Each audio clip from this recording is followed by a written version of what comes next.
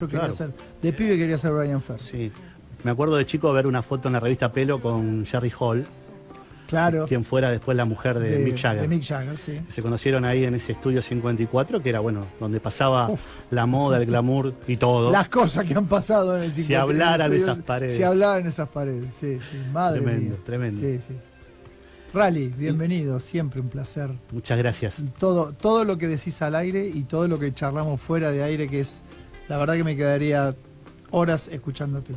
Bueno, muchas gracias. Ahí pensaba en esta idea del bon vivant, del dandy, que es también un poco la foto, que más allá de la música, por supuesto los invitamos a escuchar Roxy Music, maravilloso, pero lo traía por esto que hablábamos en la última columna a propósito de Roberto Art, y nombrábamos a un personaje que bien, si podríamos hablar en términos solamente literarios, podría ser hoy quien iríamos a buscar en la contratapa de un diario, si es que los diarios se vendieran como se vendían entonces. Y estamos hablando de Jorge Asís. Para toda una generación de jóvenes y no tan jóvenes, es este hombre canoso, de bigote, blanco, que va a los programas de televisión y es analista político ya, no solamente de cierto canal de televisión, sino ya va de América pasando por C5N, de La Nación Más, hasta la televisión pública. Sí, y a los 30 años ya había escrito lo que sería su novela más famosa y más exitosa.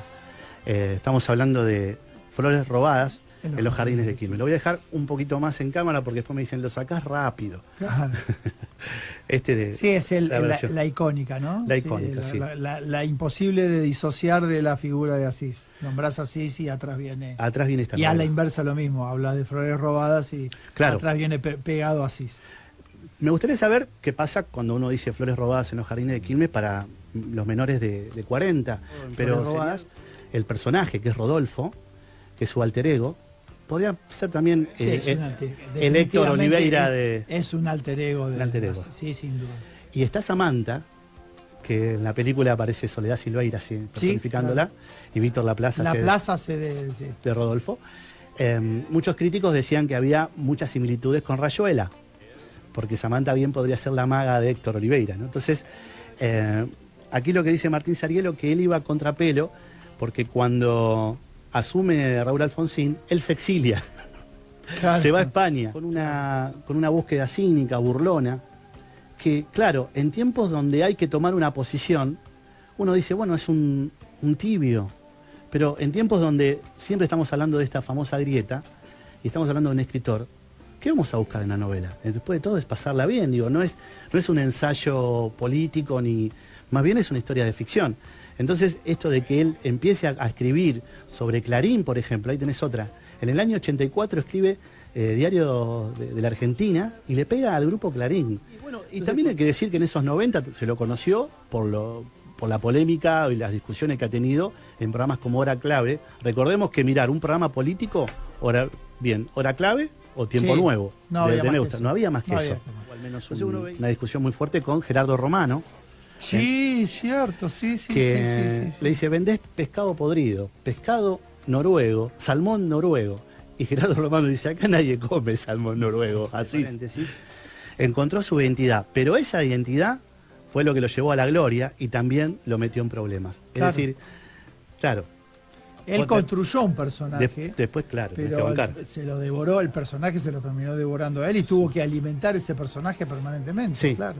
Entonces, una forma de decir, bueno, un país donde la gente se está yendo porque hay un futuro negro. Fíjate vos, hace 50 años lo que planteaba Jorge Asís, que bueno, tiene mucho de actualidad, digo, hay mucha gente que conoce gente que está pensando así, que entiende Claro, que sí, no hay una salida. Y él lo Pero digo, sabe. ¿qué pasa cuando algo es la novedad y se queda ahí?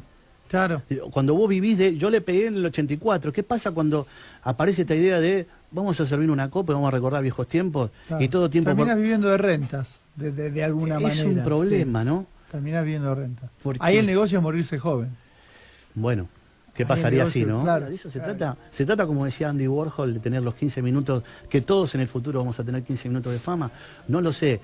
Quizás, pero ¿qué pasa? En el caso de Flores robadas, para quienes por ahí no están tan habituados a leer novela, altera la primera persona y la tercera hasta confundir inclusive al lector. Sí. Porque no le importa mucho.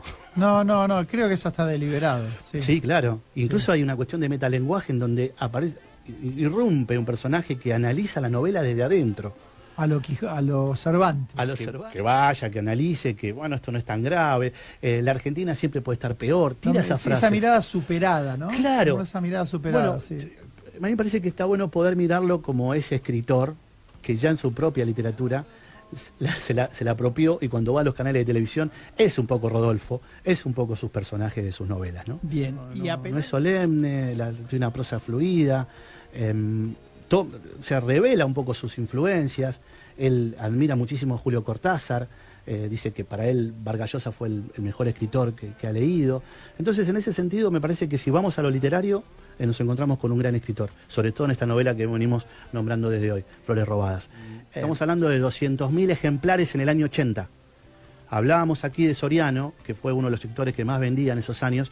Quizás estaba esta novela como ahí rankeando, ¿eh?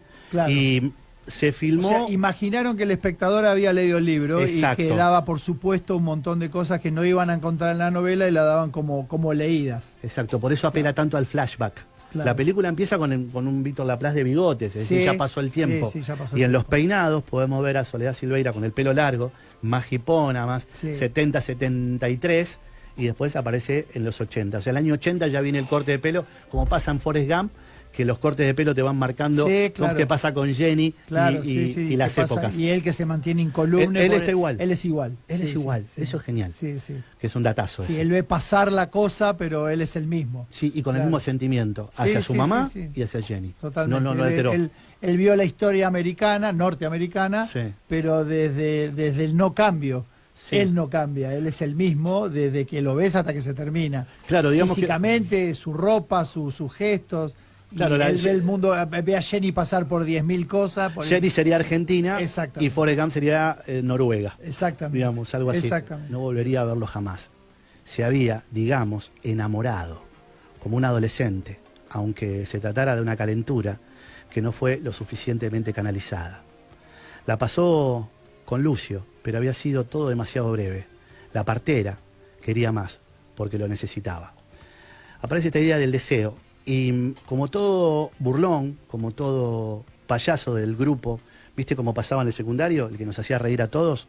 Quizás en esa cosa de clown hay también una lágrima escondida. Claro. Como Oscar Wilde, como los grandes cínicos de la literatura, me parece un hombre muy sensible, que al menos se desprende de su literatura, que se disfraza con ese traje, con esos monios, con esas corbatas, con esa mirada suntuosa y un poco por arriba del hombro, pero en realidad es un inseguro.